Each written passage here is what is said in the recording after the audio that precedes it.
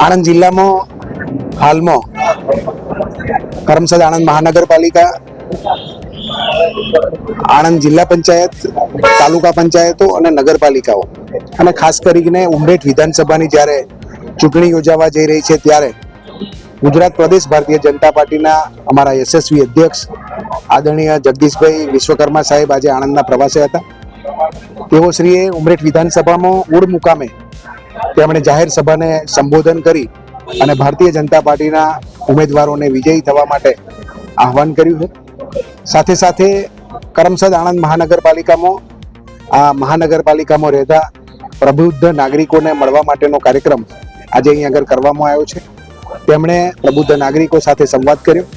સાથે સાથે તેમણે બધા જ લોકોને મતદાન 100% થાય એ માટેની અપીલ કરવા માટે વિનંતી કરી.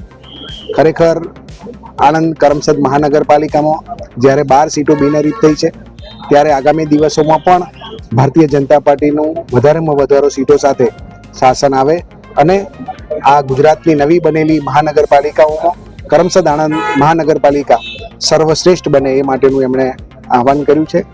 આજે આણંદ જિલ્લાની અંદર 468 જેટલી સીટો ઉપર ચૂંટણી થવા જઈ રહી છે. એમાંથી 42 સીટો બિનહરીફ થઈ અને ભારતીય જનતા પાર્ટીએ વિજયી શરૂઆત કરી છે.